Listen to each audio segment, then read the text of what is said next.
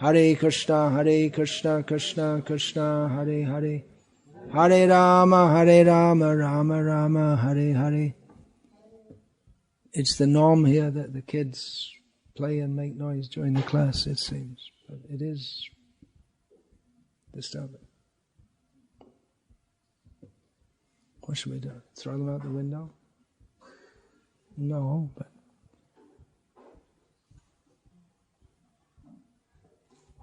it is a disturbance. We just have to hear these topics, important topics to hear. Preferably without disturbance. Yeah, important topics. What is the topics? The importance of initiation. Very big subject. After many lifetimes we come to hear about this topic. Shrinvantu Vishve Amritasya Putra Aye Dhamani Divyani Tashtuhu. Listen, we should hear. Know that we are sons of immortality, sons of nectar. We are meant for nectar. We belong to the world of nectar,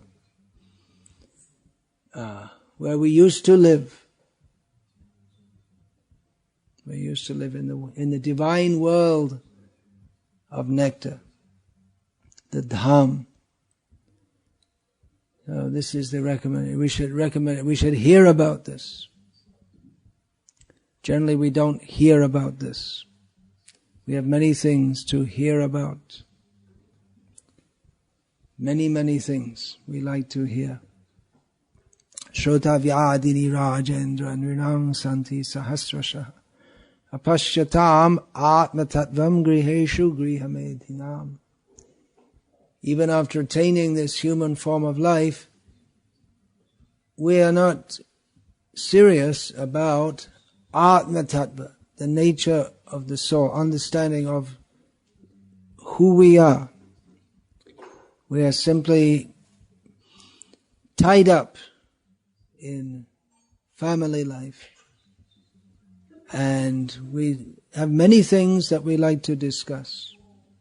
But this point, who we are, what is the purpose of life? Where did we come from? Where are we going? We have no interest to hear all of this.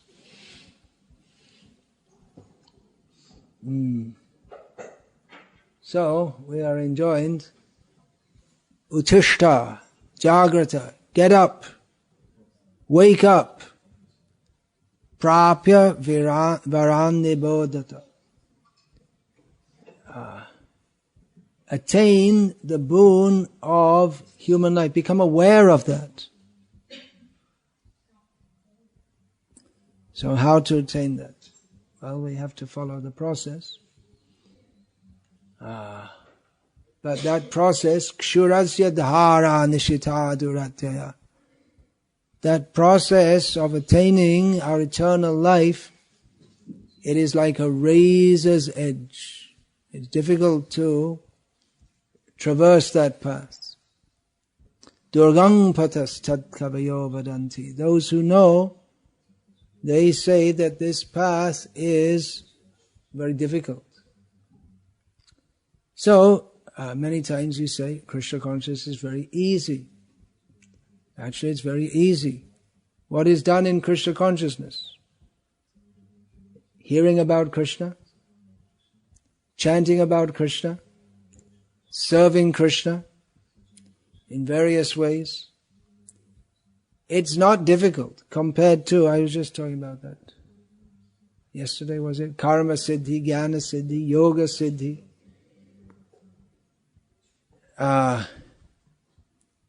Srila Prabhupada, he commented in one of his Bhaktivedanta purports that actually it's much easier to be Krishna conscious than to go to hell.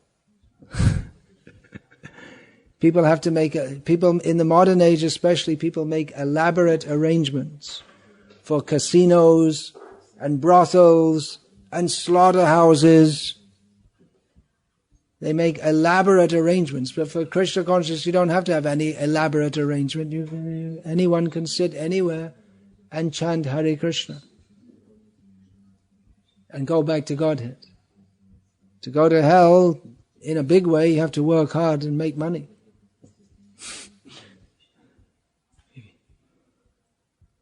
Of course you can do without working hard and making money, but the orthodox way of going to hell requires that you need to have sufficient income. But for going back to Godhead, one simply has to chant Hare Krishna and hear about Krishna and remember Krishna. Shravanam, Kirtanam, Vishnu Smaranam, Pada Sevanam, Archanam, Vandanam, Dasyam. And then one is fixed in these 7 processes, or even one of these 7 processes. Then comes the question of Sakyam and Atmanivedanam. 7 processes. Hearing about Krishna, chanting about Krishna, remembering Krishna, serving the lotus feet of Krishna, worshipping the deity of Krishna, praying to Krishna, and identifying oneself as the servant of Krishna. Then in the advanced stage there is identifying oneself as a friend of Krishna and fully surrendering to Krishna. So it's easy. And compared to the path of following many austerities, it's also much easier. But it's difficult also. The difficult thing is the Atmanivedan, fully surrendering oneself. Because we're attached in this material world. Not only are we attached to whatever little things we consider to be our possessions, but we're also attached to our misconceptions. We're attached to, even if we don't have much to try to enjoy in this world, we're attached to the hope of enjoying, the prospect of enjoying. So, in some ways, it's easier to perform the difficult austerities of the yogis than to be Krishna conscious.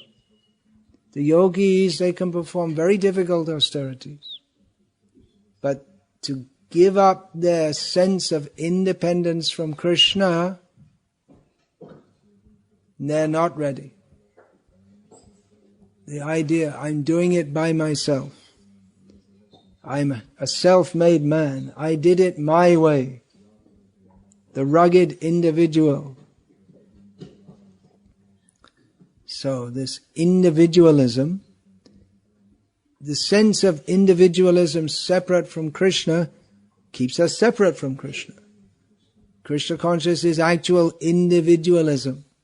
When we fully realize ourselves, who we actually are. But as long as we're attached to being something else than what we really are, which is a servant of Krishna, then we don't surrender to Krishna. So it's a difficult path in many ways. Maya is always calling. There's 2 things. There's Krishna consciousness and there's Maya. Krishna Surya Sama Maya Hoy Andhaka. Jaha Krishna Taha Nahi Maya Adhika. Krishna is just like the sun. And Maya, illusion, is just like darkness. So where there is the sunshine, there is no darkness. Where there is Krishna, there is no illusion. So there are 2 things. We can either be in the light or be in the darkness. The choice is ours. So when we take up the path of Krishna consciousness, it means turning to the light, to reality, in which we can see everything. In darkness, we think we can see, but we misapprehend everything. We misunderstand everything. It's seeing, but as I was just reading that this morning, seeing in the Srila Prabhupada wrote, seeing in the darkness is not seeing. In the darkness we may see something, but we don't see it clearly. We may misunderstand it. The famous example, which it's not so well understood in Ireland because there are no snakes here except in the zoo, but at night, seeing a rope on the path in front of you and thinking it's a snake, which is quite possible in the villages, especially in India. There are many snakes. In your village, there are many snakes. Everywhere, pretty much all of India, there are plenty of snakes. So, we see a rope, but because we can't see it clearly and there's a fear of snakes, it's always there, then we tend to think it's a snake. And it's not a bad idea to be cautious if you're not sure. Because if you go on walking and you frighten the snake and it happens to be a poisonous snake, then it's likely to bite you. So, seeing the rope, we misapprehend it. We see it, but we mistake it to be something which it is not.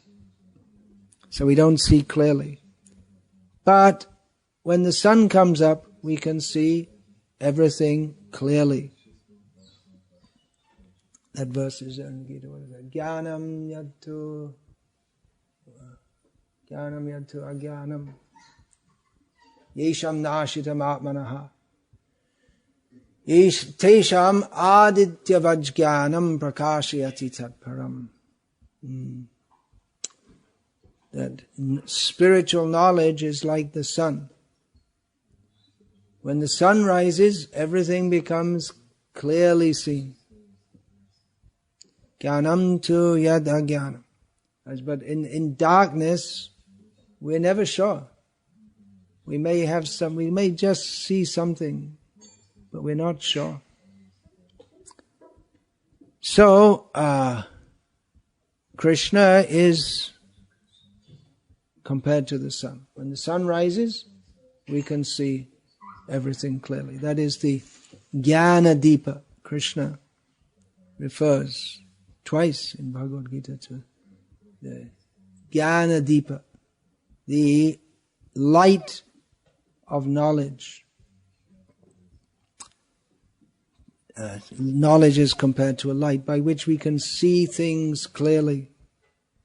This particularly refers to the spiritual knowledge by which we can see what's going on in this world.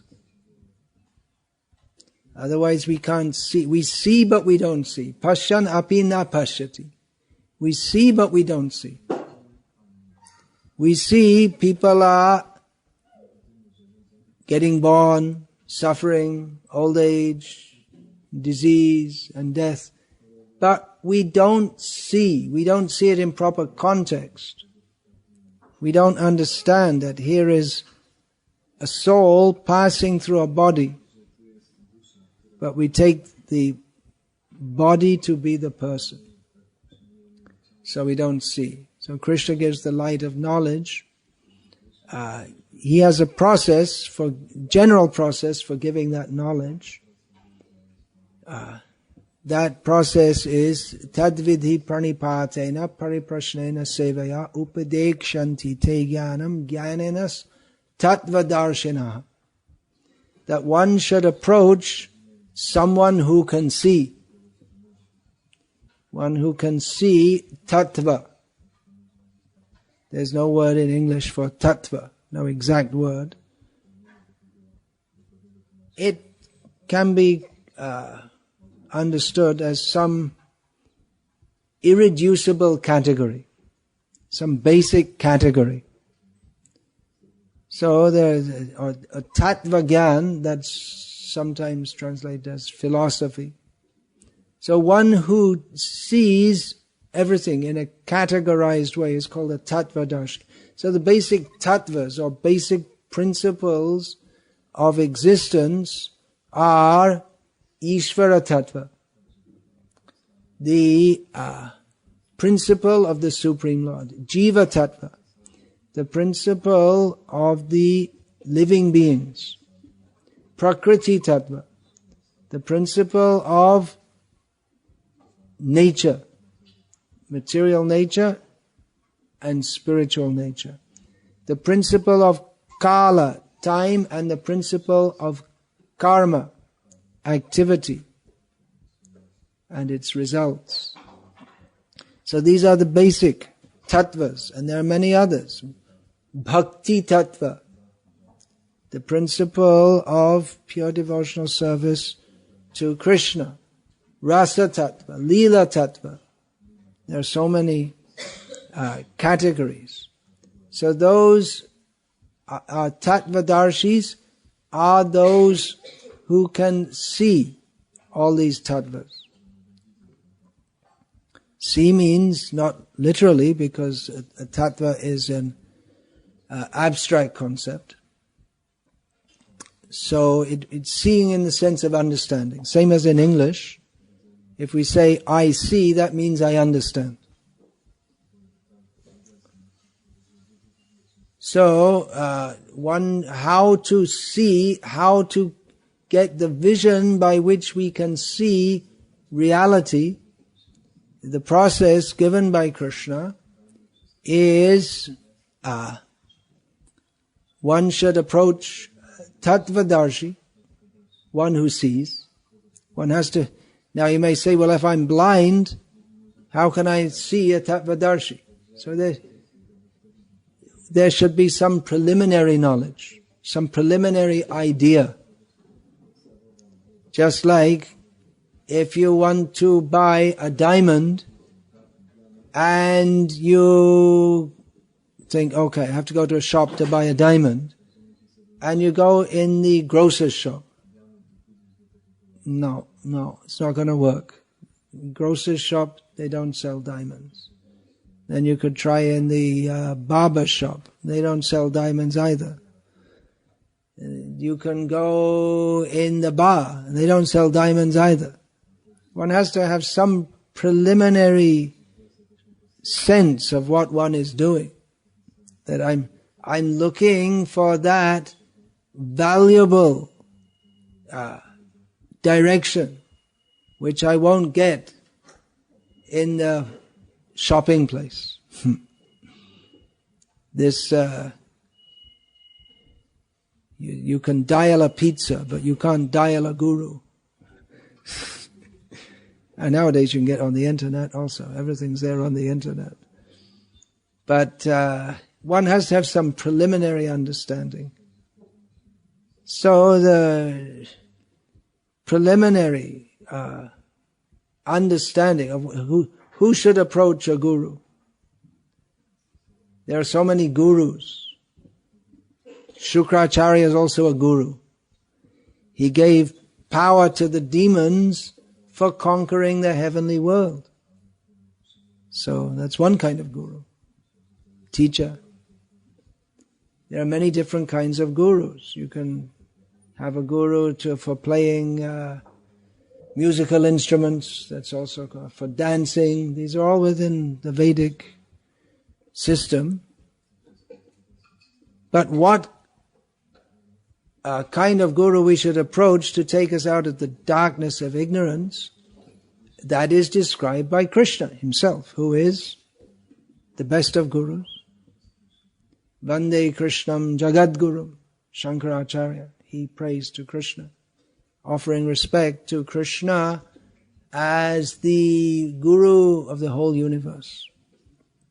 So we'll find in the Srimad Bhagavatam that Bhagavan Krishna, he describes the Vedic process of offering sacrifices, going to the heavenly planets, coming back again, getting born on this planet.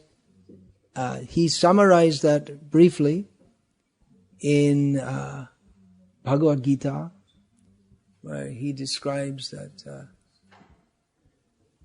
those who go to the heavenly planets, Tetang bhuktva swarga lokang vishalam kshine punye martya lokang vishanti evang trai dharma manuprapana gata gatam kama kama labhante. Persons, they go to the heavenly planets by following the Vedic process to fulfill their desires. They come and go. When they go up there, they enjoy tremendous happiness.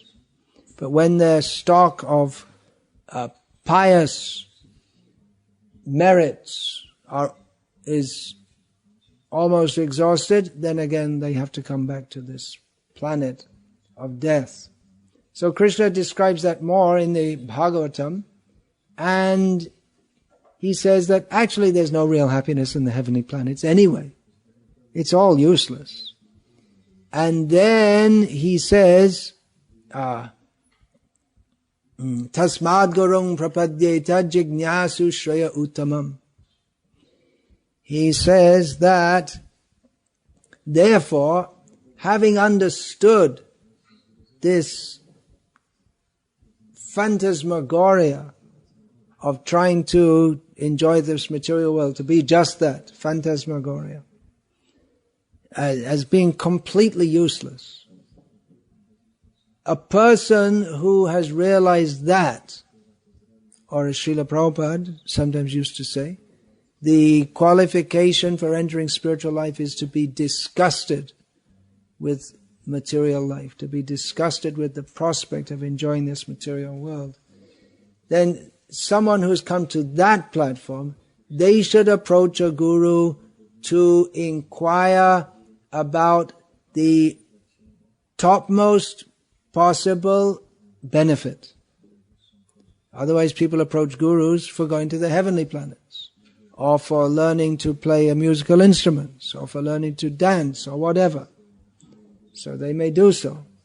But this kind of guru, Krishna is telling us to approach, how we can attain the topmost benefit, Shreya Uttamam.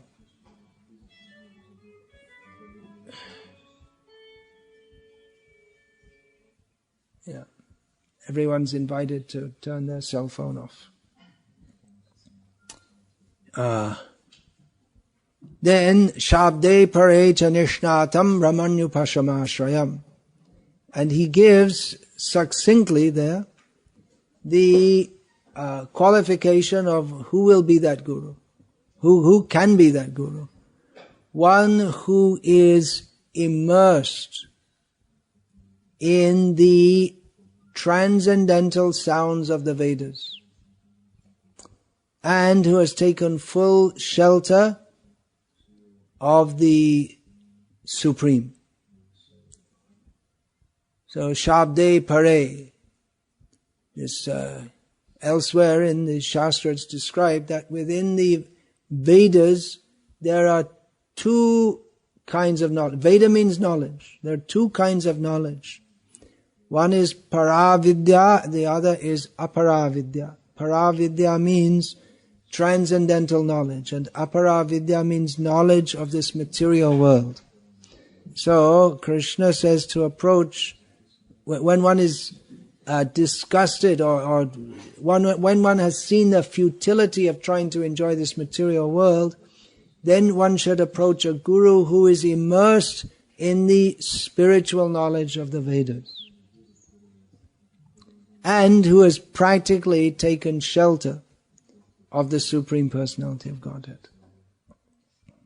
So, this is the guru one should approach. It's a very big topic.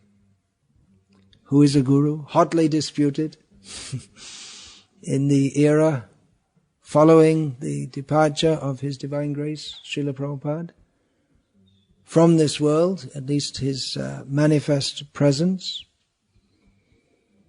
These are the two basic qualities that Krishna gives. One who's absorbed in the spiritual knowledge of the Vedas, one who is immersed in, literally immersed, nishnatam, and Brahmanya upamashrayam, one who has taken shelter of the Supreme, and the prefix there is upa, means following, so that means by the parampara system. One who by parampara system has taken shelter of the Supreme. So, Guru means one who's taken a shelter of Krishna via his Guru. The process of Krishna consciousness is easy, but not easy. Hearing about Krishna is easy, not very easy. Sitting in a class is relatively easy. Hearing it is something else. Listening is something else. So nowadays many of the speakers, they resort to jokes, storytelling, etc. But we see Srila Prabhupada, he had a very grave presentation. It's the onus is on the listener to listen, not that the speaker has to become an entertainer to catch the attention. Then the person who's listening is not actually fit to listen. So listen means we should be eager to hear is one thing. Another thing means that we should be ready to accept the instruction. Anyone can come and listen, but when one is ready to accept the instruction, then one should accept a guru. Not farcical. As Srila Prabhupada often said, we should not keep a guru like someone keeps a pet dog, as is not very popular. It's like a central point of the culture in England, Ireland, America, and all these places. In fact, if in these countries, if a man punches a man, no one will care very much. But if you see a man beating a dog, they'll call the police, isn't it? It's taken more seriously, practically.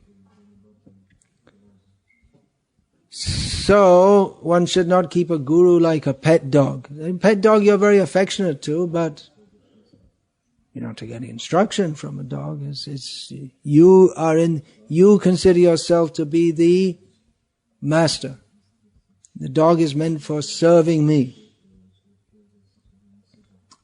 I remember many years ago that one of my godbrothers told me he'd met one of the big industrialists in India, and this family is famous for building temples of Vishnu. So this godbrother said to this industrialist, you know who I'm talking about? Building temples. Means Birla family. So this godbrother said, well, yeah, it's nice that you're building temples, but actually we have to also take direction from Guru.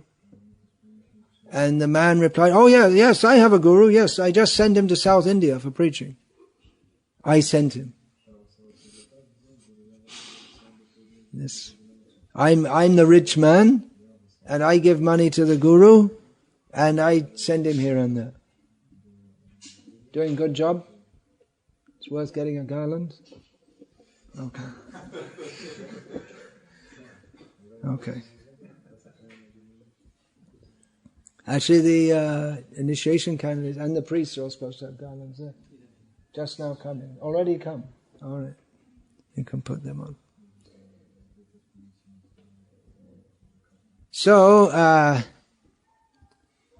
this culture of accepting a guru is very much foreign to the modern Western psyche. Many people find it repulsive, actually. Whereas in India, it's very much part of the culture, at least among Hindus. Muslims don't like it. At least theoretically, they're not supposed to like it. Although they have their peers also. It depends which sect of Islam they're in. But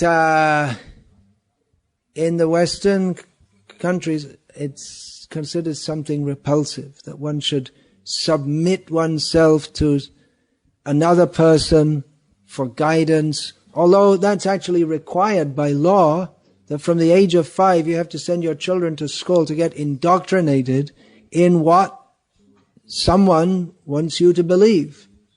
That's considered proper. And they tell you, and then you can you go to school for minimum 10 years, isn't it? What is it in Britain now? 10 years? What age are they allowed out? 18. No, 18? They have to go till they're 18? They're not allowed to leave before that? They have to be 18 years old before they can leave. Phew. When I was a kid, I think it was 15. Then they put it up to 16. They're putting it up to 18. And then they'll put it up further and further. Whew. So, and then they say, after they've indoctrinated you for 10, 12, whatever, how many years, then they say, and then after that you can choose to think whatever you like. After they've already totally indoctrinated you with all their... You're not allowed to say. Anyway, baloney, that's a good Irish sounding word.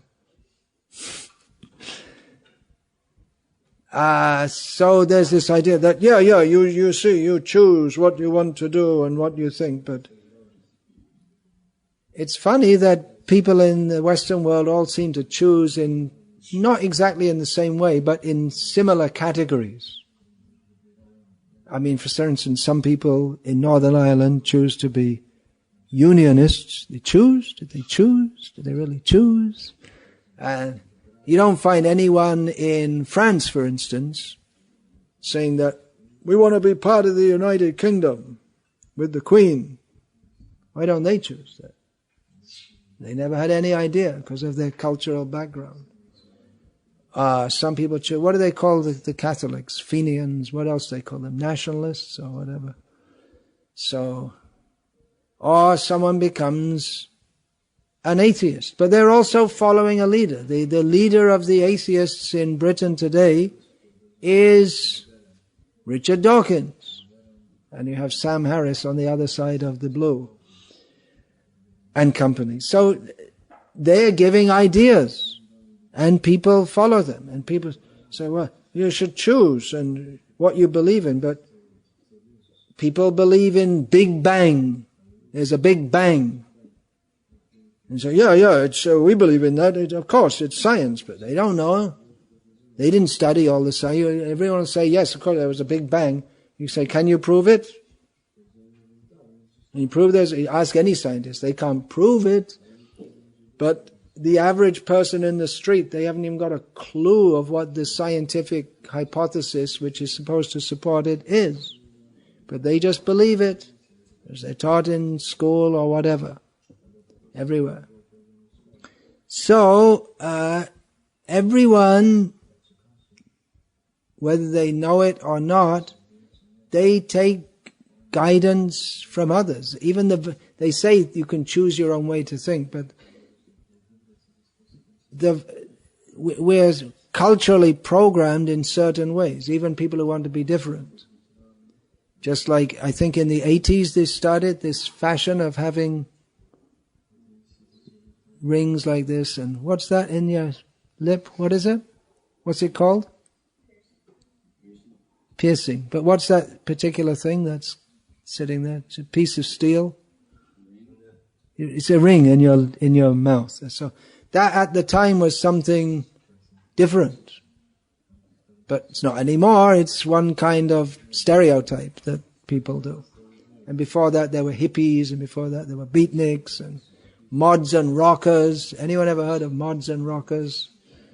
So they're all being different, but all being different in the same way. So you can't, there's a limited number of things you can do to be different. So this whole idea that we're expressing ourselves, but yeah, there may have been some leaders in the field, like I guess Picasso was a leader in the field of what's now called modern art. He's expressing his madness in various ways, the tortured state of his mind. And that's supposed to be art. And then other people come along. I often tell this, but a true anecdote from the United States of America about 3 or 4 years ago in the city of Philadelphia. We were driving past some building and it looked very distinguished, very big building, and a very distinguished looking building. And there was nice lawn in the front.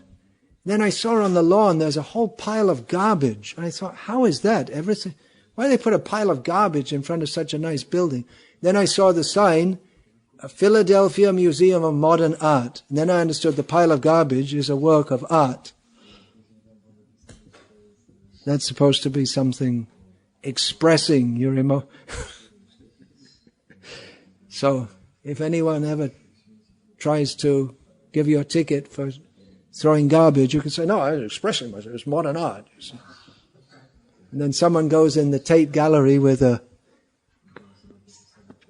spray paint and said, yeah, I'm expressing myself by defacing all these paintings. Nowadays they search it. But someone did that years ago. He went in and sprayed all these paintings. One painting's worth £500,000 or something. He just sprayed it like, yeah, I'm expressing myself. That's how they get away with pornography also, right?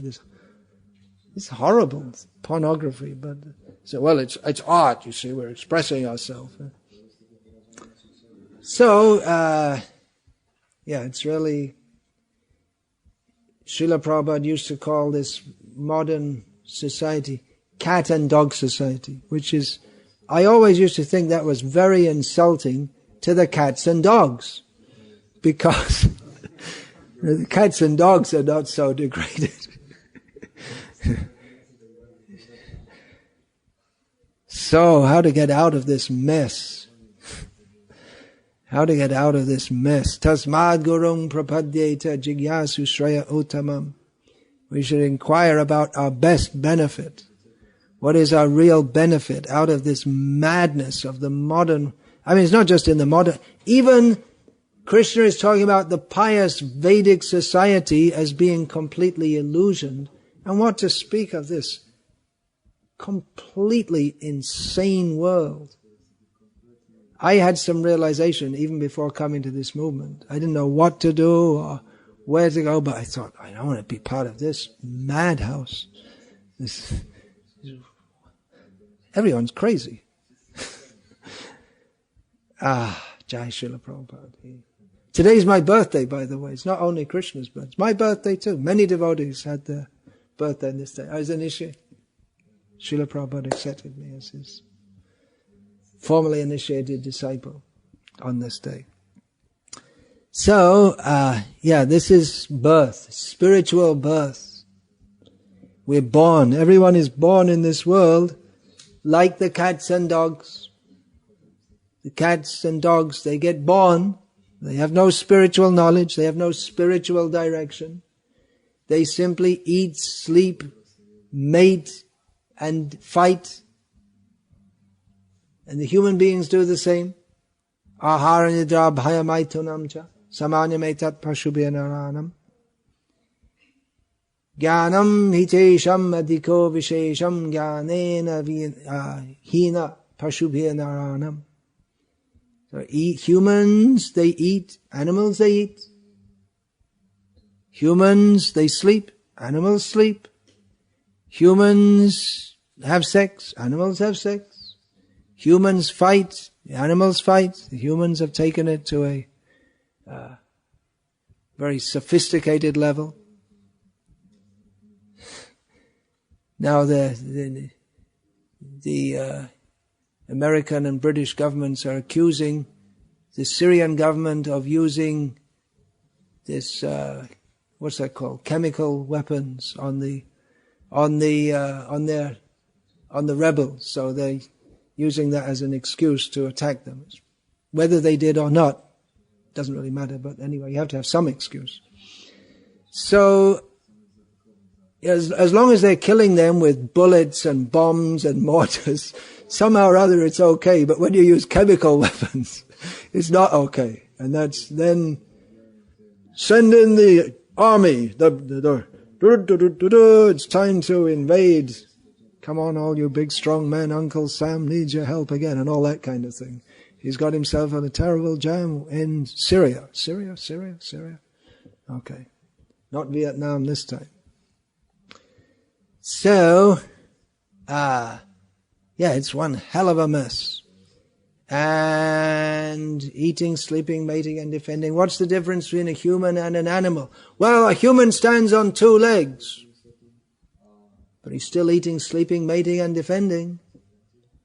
What's the difference? Jnana, knowledge is the difference. And knowledge doesn't mean how to make more bombs and how to orchestrate some incident by which we can pretend that now we have an excuse to attack Syria. Or knowledge doesn't mean to go to a university and learn how to, in a more sophisticated way, eat, sleep, mate and defend. And discuss all kinds of, maybe some people in the university discuss philosophy, not much, but even so they miss the point. What is the point? The point is, Janma Mrityu Jara Vyadhi Dukkha Doshanu Darshanam. Real knowledge, which no one in the university is discussing, is that we are suffering birth, death, old age and disease. That's our real problem. They're not discussing it. Therefore, they're sophisticated animals. So, real birth is not birth from a mother's womb, but the birth that one gets when one proffers oneself as an initiate in Krishna consciousness, or in gaining transcendental knowledge, the knowledge by which we can go beyond simply eating, sleeping, mating, defending, birth, death, old age and disease, and which we can reattain our status. Amritasya putra, we are sons of Amrita. Amrita means nectar, and it means deathlessness. We are meant for that. We require to get that knowledge. So, Diksha, initiation, is the process by which transcendental knowledge is imparted. Divyam Jnanam Yato Dadyad Purvam Papasya Sankshayam. Then what's the next line? Tato Diksha Vidhanena Kavayor. No, I'm getting it mixed. I always get that second line mixed up. So anyway, the first line, that's the Tata Diksheti Tad Proktam. Yeah, that is called Diksha, that process by which Divyam Jnanam, spiritual knowledge is imparted, and one becomes free from the effect of all sins. So this is required for every human being, actual human. Otherwise, one is human in name only. Dvipadda Pashu. 2 legs, but still an animal. Or Nara Pashu. Human, but actually an animal. This is required. Otherwise, what is the use of this human life? What is the meaning of it? We're born, we live for some time, and we die. Where we came from, we don't know. Where we're going, we don't know. What are we doing? We don't know. Simply wasting our life. So human life is meant for making a solution to the problem of birth and death. And for that, we require knowledge, we require guidance. We have to submit ourselves. We have to submit ourselves to take that guidance. Voluntarily we have to submit ourselves. So Shastra states that unless we are a human being who's not initiated, who doesn't accept initiation, is just an animal. Every human must get initiated. And so in Hindu tradition, it's become just that, a tradition, that people get initiated. That's broken down to a large extent, like almost everything else in Hindu tradition. But previously, everyone would, family gurus, just like in the Hindu tradition, if your father is a doctor, you become a doctor. If your father is an astrologer, you become an astrologer. If your father is a barber, you become a barber. And if your father is a guru, you become a guru. That's the caste system. So every caste or every family would have their caste guru. So the father's guru, his son, would become the disciple of his guru's son. Family gurus. But in most cases, only the semblance of discipleship was there. So Srila Prabhupada said, don't keep a guru like a pet dog. Only the semblance of guruship and only the semblance of discipleship. But no urgency to attain that knowledge by which one can become free from birth and death. Tadvidhi, the whole package, tadvidhi pranipatena, one should bow down before the Guru. Bow down means not just as a formality. Bhaktisiddhanta Saraswati Thakur used to refer to dandavat bhaktas. They're very expert they'll fall down and offer obeisance. But that's all right, that's good, that should be done, but not just offering obeisance, but one should actually have the attitude of submission, be ready to follow instructions. And one should question the Guru with questions. Which questions? Pariprashnena jignasu shraya uttamam. One should inquire about the topmost benefit that one can attain. And seva, one should serve the Guru. So in Indian tradition, the bowing down and the service to Guru tend to go on, but the inquiry into the ultimate reality, that is generally lacking. In fact, someone told me some time ago that he was formally, means ceremoniously, not previously, ceremoniously, initiated into a Vaishnav Sampradaya, family line. And then, after some time again, the Guru came around, and people were coming to see him. And this young man, as he told me, he went to ask the Guru a question, because he'd been reading Prabhupada's books. So he asked him a question. And the Guru got upset. He wanted to ask him a question, like, how can we advance? Why are you asking me this? Why are you asking that? Don't ask questions like that. He has no practice of answering such questions. They'll speak on Krishna Katha, but in a way that doesn't give rise to inquiry about the ultimate goal of life. It doesn't give rise to a spirit of surrender to Krishna. That's why I was saying this. Mostly they'll speak in an entertaining way, tell stories of Krishna, which is very nice. In one sense, a lot better than watching a Batman movie or something else similarly inane. But Krishna is treated as someone who we love but we don't surrender to. So it's superficial. superficial love of Krishna. No surrender. No intention to give up sense gratification. Of course, the people may be pious. Generally people who hear these professional kathas, professionally spoken kathas in India, in which if you go now in Vrindavan or Govardhan, you'll find so many hoardings, advertising, different speakers on Srimad Bhagavatam. So generally the people who go to listen to this, and there are many of them, they won't be meat eaters.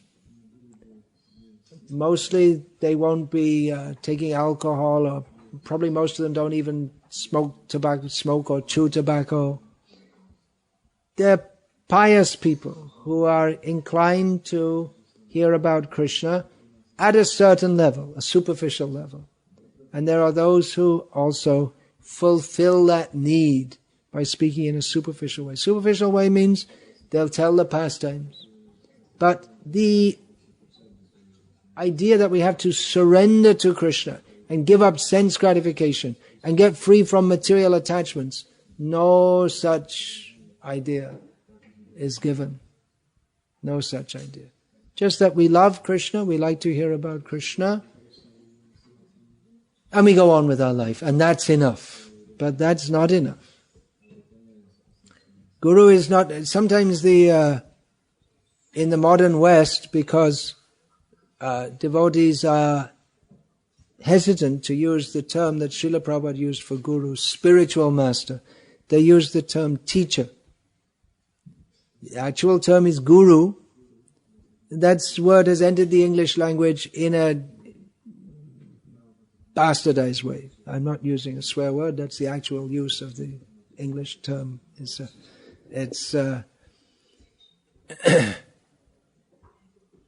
just like they'll say like a cricket guru. What is a cricket guru? A guru has no business with cricket. But they use it means someone who's an expert and he can teach others how to play cricket. So something like that. Cricket guru or stocks and shares guru or something like this. So the word guru is already went into the English language and got mangled. And spiritual master, devotees seems they're afraid to use that term, because the term that you can have a master that militates against the Western psyche, in which people like to think that, I am the master. I am the master of all that I survey. I am the master of my own destiny.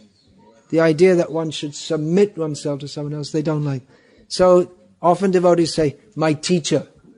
But teacher, what does that convey? A teacher in the modern world is someone who they couldn't get any better job, so they became a teacher. That's what they say. If you don't know a subject very well, then you become a teacher. That's all. Or as one of my teachers at school told me, I like this job because it's short hours and long holidays. That's why he became a teacher. No interest in benefiting anyone. So the term guru doesn't just mean some teacher like in the school who, just like myself. When I left school, I never saw any of my teachers ever again. And they're not lamenting either that they didn't see me. There's no relation. It's just they have a job, they get paid, and I'm forced to go to that school, and when it's over, finished. That's all. I mean, there's no relationship between the teacher and the student. Although I guess, maybe, I don't know, maybe they organize this reunions or something, I don't know. I was never invited to one, so I probably wouldn't go anyway, even if they had one. But the relationship between guru and disciple is much more, well, it's not really, I wouldn't say it's much more anything, it's just in a completely different category. It's, the guru is supposed to accepts on the behalf of Krishna, through the parampara system, the surrender of the disciple, and goads the disciple to surrender. It's not that, okay, here's the knowledge, and if you want, you can surrender, but it should push you. And it's not just knowledge, it's activity also. What is that? Jnanam vijnanam sahitam yajgyatva mokshasam shubhat. That Krishna is giving the knowledge and the practical application of that knowledge by which one can become free from all ashubha, which means all inauspicious things. Everything that's wrong. So, this relationship of guru and disciple, it's precious because it is in relationship to Krishna.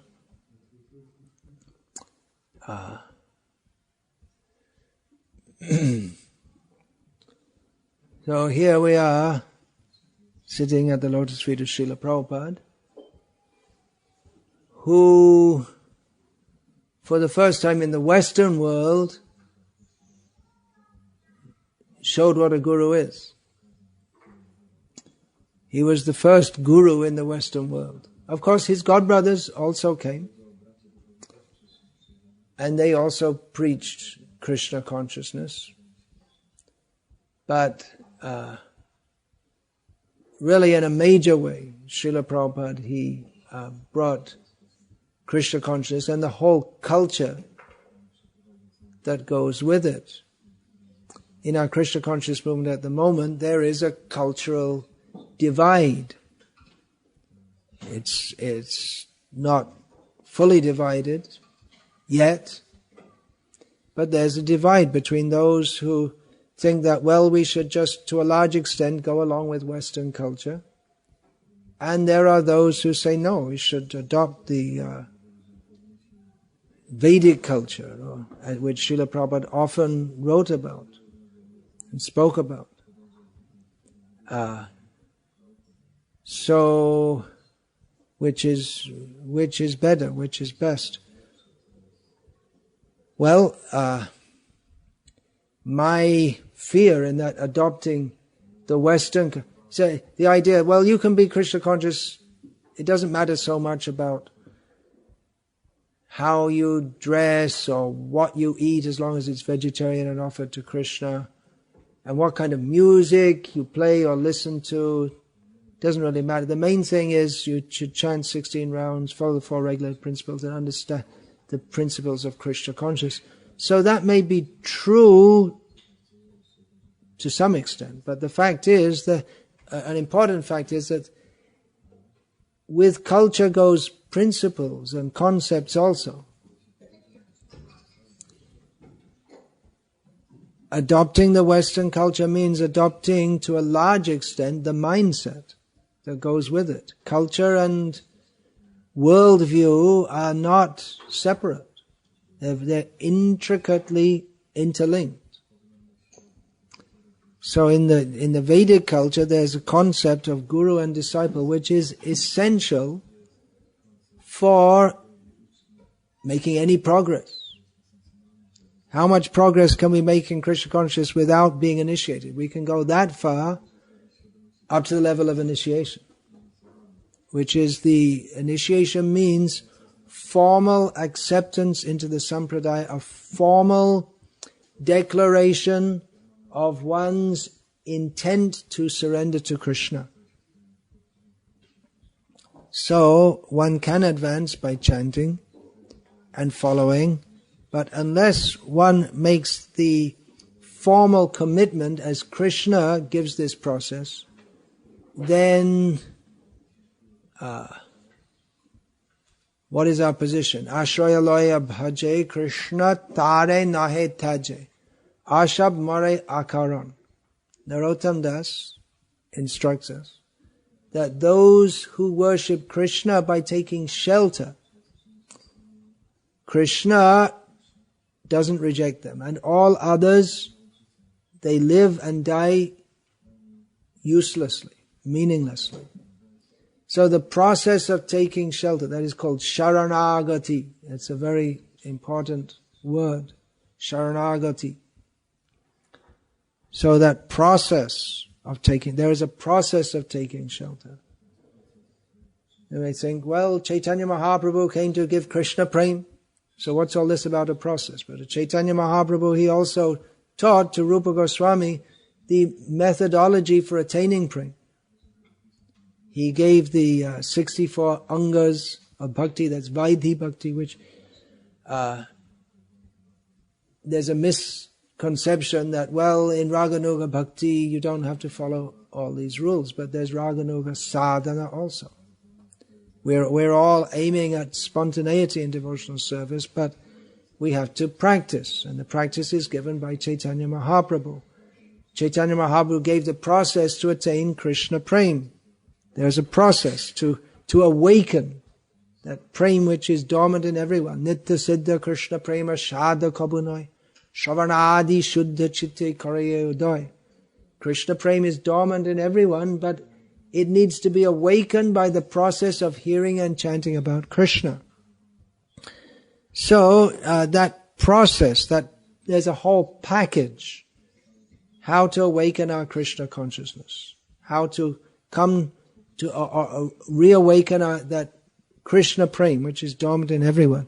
Bhaktivinoda Thakur describes that Sri Krishna Chaitanya Prabhu jibe daya kari shaparshad shiyadhama shaha avatari.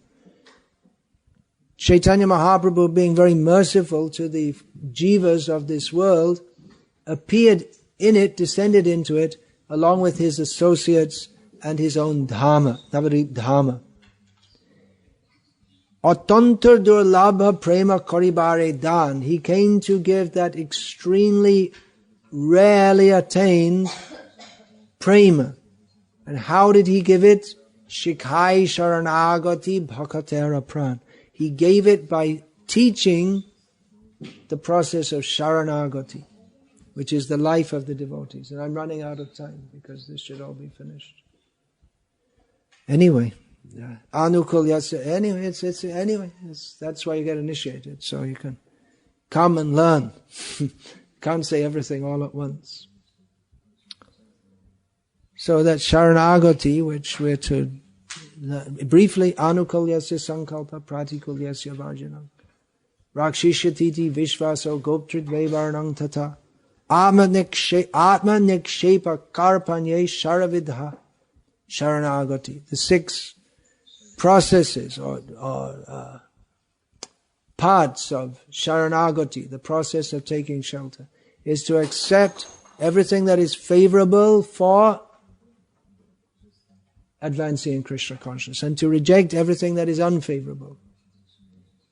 To be confident that Krishna is protecting me and maintaining me. That's 2. 1, 2, 3, 4. Number 5 is to completely give oneself to Krishna. And number 6 is to always think oneself very poor and lowly. Humility. Daina. The last in this verse, humility is mentioned last. Bhaktivinoda Thakur, in his exposition of Sharanagati, puts Daina first. That's the thread that runs through it all. Humility. So that humility also, that comes in surrendering to a guru. That's training in humility. That one has to be ready to submit. And submit means fully submit. We're trained in that. Training. So anyway, there's some points. It's a big topic. The importance of accepting initiation. In one sense, initiation is a formality. The ceremony is a formality, but it's a formality because even before sitting in it, one should have the attitude of surrender. If one doesn't have that, then this formality is meaningless. It's formality, but it's necessary also. So, 10 offenses that are to be avoided. Sometimes we say 10 offenses to be avoided while chanting the holy name. But it's not only while chanting the holy name. The first offense is to not to blaspheme sadhu. So, Hare Krishna, chanting japa, hey you, I don't like the look of your face. Krishna, Krishna, Hare Hare. It's not only while we're chanting, it's a whole attitude that goes with our whole life. One should not blaspheme sadhus. Very simply it's stated, sadhu ninda. And Srila Prabhupada, he extrapolated that one should not criticize those devotees who have dedicated their lives for spreading the holy name all over the world. So that is the mad elephant offense. Chaitanya Mahaprabhu gave the example that if a mad elephant enters a garden, he destroys it. Even Hatimata means an excited elephant. When an elephant gets excited, then he just starts, never mind garden, just even small tree, banana trees, and just rip them out of the ground and throw them here and there. Castor plants, small trees, almost trees. So we may cultivate a garden very nicely, but then if a mad elephant enters, it just very quickly will destroy it. So in the same way, we may cultivate the garden of our Krishna consciousness very nicely, but if we blaspheme devotees, then very quickly that can be destroyed. Now, this should be understood properly also. This doesn't mean that one totally suspends one's sense of discrimination. This is what the Sahajiyas say, Prakrita Sahajiyas. So don't criticize anyone under any conditions, or New Agers in the West. Don't criticize anyone ever. But discrimination means we have to see what is right and wrong and point out what is right and what is wrong. Just like in the beginning of Bhagavatam, it's stated, this Bhagavatam, it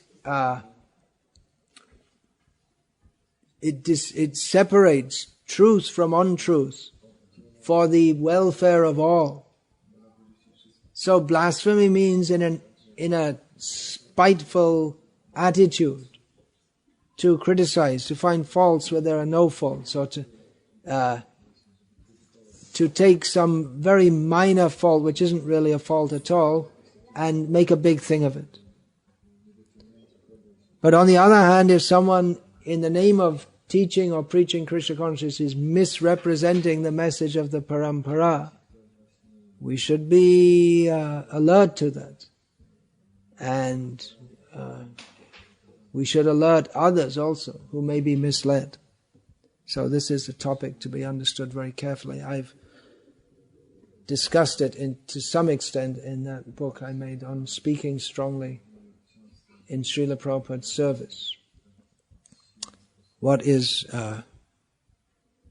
appropriate criticism and what is not. So, the second offense is to consider the names of demigods to be, or the demigods to be equal to or independent of Vishnu, or to think the demigods to be independent gods. This is common in Hindu culture in India. Now it's coming to the West also, Western people worshipping demigods. But Western people worshipping demigods, I don't know if the demigods will even begin to accept that. We can worship, we're not qualified to worship Krishna, but we've been given the eligibility by Srila Prabhupada and by the holy name. But what's the eligibility for worshipping the demigods? One has to be a pure Brahmin to do all of that. Otherwise, you just can't stick a Shiv Linga in the ground and start worshipping. When there's some qualification is required. We don't have any qualification to worship Krishna, but Srila Prabhupada gave that qualification. But just out of imagination, if you start worshipping demigods, then that won't be accepted. So it's a mistake to think that Krishna is one of the gods. There are so many gods, the gods. No, Krishna is supreme. We should understand this. If we may be chanting Hare Krishna, but if we think that Krishna is just another god, then we're not really chanting Hare Krishna, because chanting Hare Krishna means to surrender to Krishna, to pray to Krishna for pure devotional service. Or chanting Hare Krishna mantra means to pray, "O Krishna, O energy of Krishna, please engage me in your service." And that means unalloyed service. Anya deva shrainai tomare kohinu bhai, e bhaktiya paramakaran. Narottanda says that the main cause for attaining bhakti is not to take shelter of any other gods. So, number 3, Guru Avagya, which means to disrespect the Guru. One major way of disrespecting the Guru is not to follow his instructions. So one accepts a Guru, then one has to respect the Guru. That is the proper approach. One may think, well, the Guru taught me to be humble like we should be humble, so I guess he should be humble also, so I better tell him a few things, what a jerk he is, and then he can become humble also. But that is not the proper process. One has to accept, as Krishna says, one has to accept Guru how? Acharyang mang vijaniyan navamanyeta karhichit namartya buddha suyeta sarvadeva mayo guru. One has to accept the Acharya as me, Krishna says, and not disrespect him in any way. Acharya mang vijaniyan navamanyeta karhichit. One shouldn't think that he's an ordinary mortal or envy him. One should accept the Guru as the representative of all the devotees. Guru means he should represent all the previous devotees in parampara, all the demigods, all the devotees. How the Guru is Krishna, that also has to be understood properly. Not directly Krishna. Not that the Guru is going to take the disciple's wife and dance with her, because Krishna took in the Rasa Leela. Not like that, but Sakshad Haridvena Samasta Shastraya Ruktastata Bhavyata Eva Sadbi Kintu Prabhaya Priya Eva Tasya Vande Guru Shri Charana Aravinda. We worship the lotus feet of the Guru, who is imbued of the nature of Vishnu-ness, Godness. But at the same time we understand that is so because he's a dear servant of the Lord. Not that he's directly Krishna. That's a great misunderstanding. He is and is not also. So we should understand carefully how he is. The Guru is as good as God and not to be disrespected. And at the same time, he is not God but the servant of God. So, to blaspheme the Vedic literature, or literature in pursuance of the Vedic version, Shruti, Shastra Nindana. So, one should not blaspheme or think that the Vedas, well, some parts are good and some parts are not good. In one sense that may be true, because certain parts of the Shastra, they are meant for people within the modes of material nature. Krishna himself says in Bhagavad Gita, Traigunya Vishaya Veda Nistraigunya Bhavarjuna. Krishna tells Arjuna that the Vedas are concerned with the subjects within the 3 modes of nature. You be transcendental. In other words, he tells Arjuna, you don't need the Vedas. How is that possible? One should understand, Vaideshcha Sarvarahameva Vedaha. The ultimate goal of the Vedas is Krishna. But some parts of the Vedas, they're meant for people in the lower modes of nature.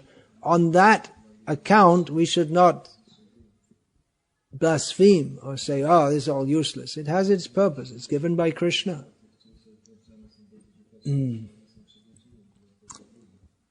So,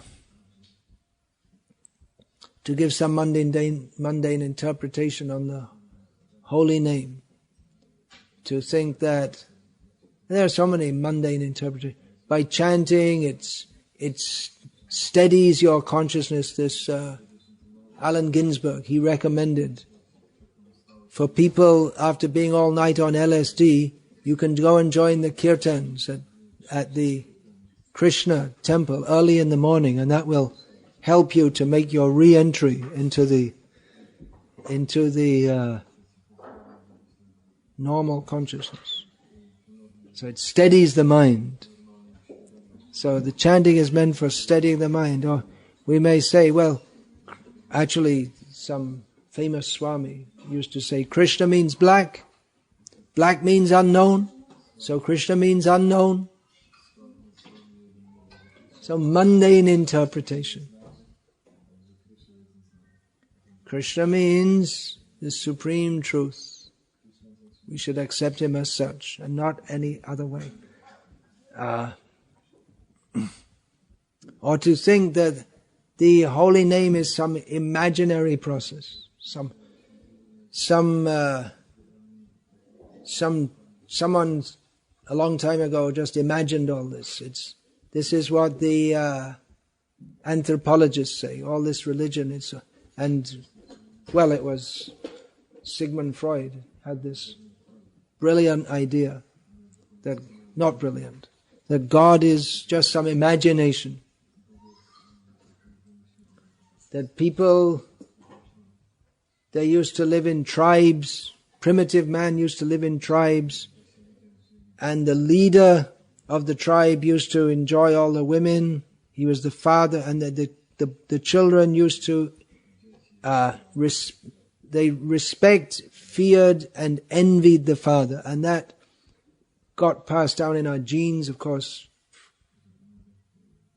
Freud, the concept of genes hadn't been imagined at that time, but that was passed down in our consciousness. See, the Father, God the Father, someone who's big and powerful, and we have to do what he says, otherwise he beats us up.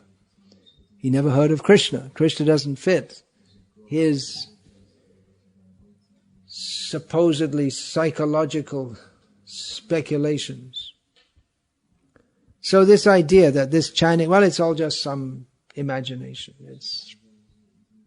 It's not, and there's nothing really anything special about it. It's just someone made it up. Or to think that chanting that stated that by chanting one can be free of more sins than you can commit in many lifetimes. Someone saying, well, that's just exaggerated. That's to get people to chant. That's to encourage them to chant. No. By chanting the name of Krishna, one becomes free from all sinful reaction. That is a fact. One shouldn't doubt that. If one doubts that, that's an offense. Then to think that this chanting, it's just another process. Some people, they do yoga, some people, they do sacrifices, some people, they give in charity, some people, they visit holy places, and some people chant the holy name, and it's all the same. No. These processes within the karma kanda, or within the jnana kanda for that matter, which are not centered on surrendering to Krishna, they are different religious processes, but they have they're undertaken in a completely different mentality, and they have a different result. Yadrishi shraddha siddhya bhavati tadrishi. According to our faith, according to our outlook, we get a result accordingly. So if we think that, well, you can chant Hare Krishna, and it's one of those things. It's, it's like offering sacrifices or going to holy places of pilgrimage so that you can get free from sins. No. Chanting Hare Krishna is for attaining love of Krishna, not for anything else.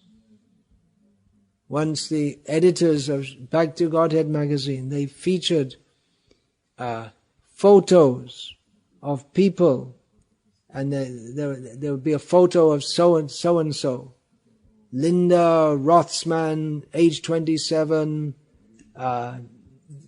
data operator or something like this. So, and then a little quote from her. It's difficult for me to balance having a family and a full-time job, but chanting Hare Krishna really helps me. Or so-and-so, Robert Grant, age such and such, printing executive. That it's always tremendous stress to meet the deadlines in the printing industry, but chanting Hare Krishna gets me through my day. So like this, the idea was to show ordinary people, although Robert Grant was Rameshwar, pretending to be an ordinary printing executive. So the ordinary people in ordinary jobs, and they're also chanting Hare Krishna and they're getting benefit. When Srila Prabhupada said he saw this, he changed the whole editorial team and said, teach people to chant Hare Krishna for getting love of Krishna, not for any mundane purpose. That was an offense against the holy name. To instruct the glories of the holy name, as we often hear, to the faithless person. It's a faithless person, not the. If there was only one, that would be good. We could go and hunt him down and send him off to Siberia. To preach the glories of the holy name to any faithless person. Anyone can be invited, chant Hare Krishna. But if people don't have faith in this process, then we should not instruct them in the intricacies of chanting Hare Krishna, how chanting Hare Krishna leads to love of God. In other words, we should instruct, if at all, first of all, we should bring people to the platform of faithfulness, and then we can teach them all the intricacies of devotional service and chanting the holy name. To maintain material attachments, even having heard so many instructions about all of this. To deliberately maintain material attachments. That's a tough one, isn't it? We have to come out of that.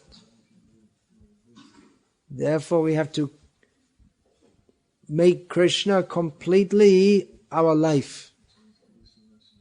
We don't have anything else. Of course, as long as one lives in this world, one has some possessions, and those who are married, they have family members. But even family members, we should think, Manasa deho geho jo kichumo, apilun tu apode nonde kisho.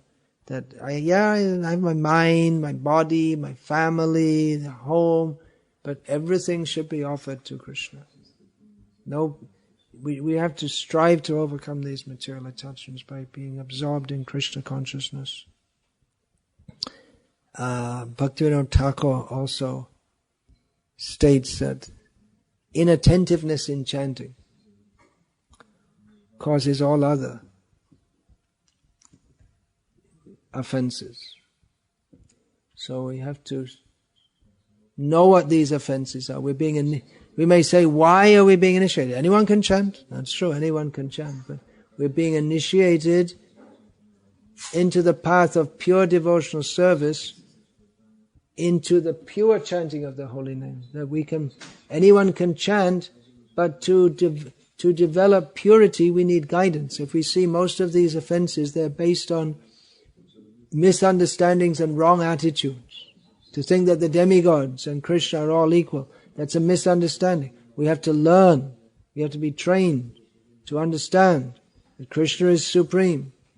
To think that chanting Hare Krishna is the same as some mundane religious activity meant for diminishing sinful reactions and becoming pious so that we can enjoy better in this material world. This is a misunderstanding. We have to learn, we have to be trained. And then then this chanting will bring us, that will actually purify us. Cheto darpana marjanam. The purification doesn't take place if we maintain material attachments. So we have to be trained to overcome that. That's why hearing and chanting. When we say kirtan, that means Shravana kirtan. Just like when we say Krishna, properly we have to say Radha Krishna or Sri Krishna. Krishna is not separate from Radha. So kirtan is not separate from Shravan. Without hearing from a proper source, then our kirtan, our chanting won't come to the proper point. So, Hare Krishna. So we'll go on now with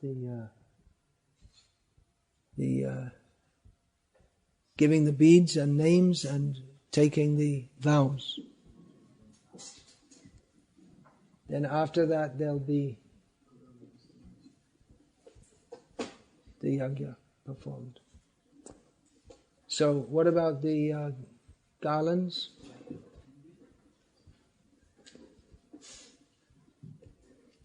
So those who are to be initiated on this most auspicious day of Sri Janmashtami, in this most auspicious place, the abode of Sri Sri Gaurnitai, Sri Sri Radha Govinda and their servitors, they should take all this initiation with full seriousness. It's a lifelong commitment, life after life. We do see many devotees who after initiation slip back. Please don't do that. If you're not sure, you still have a few minutes to back out.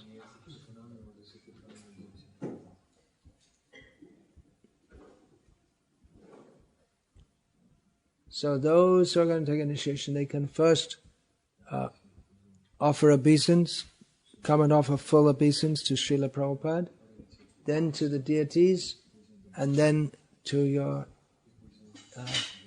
initiating guru. But you have to do that in such a way.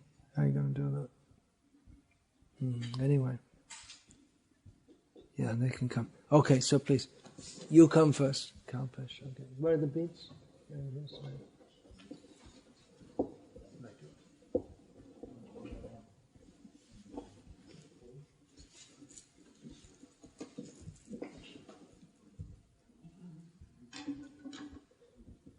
So we're initiating the devotees on the order of Srila Prabhupada to be servants of Srila Prabhupada and devotees in Parampara. Kindly sit in such a way that you don't show your back to Krishna, which is one of the offenses.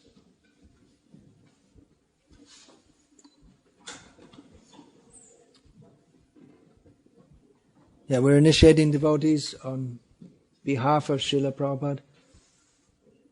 There's this Ritvik philosophy that someone gives initiation, or they don't give initiation, Srila Prabhupada does, and the priest just acts on behalf. But no guru will say, I'm doing it independently, unless there's Sai Baba or someone like that. Every guru gives on behalf of his guru. The difference between the Ritvikism and Guruism, or whatever you want to call it, is that in the Ritvik philosophy, or so-called philosophy, they don't take any responsibility. Okay, here are the books and do what you like. It's up to you. Theoretically, there's no... Yeah, the person who assents to actually give initiation, they say they're doing it on behalf of Prabhupada. They don't take any responsibility to guide the person. Yeah, the garland can be over the.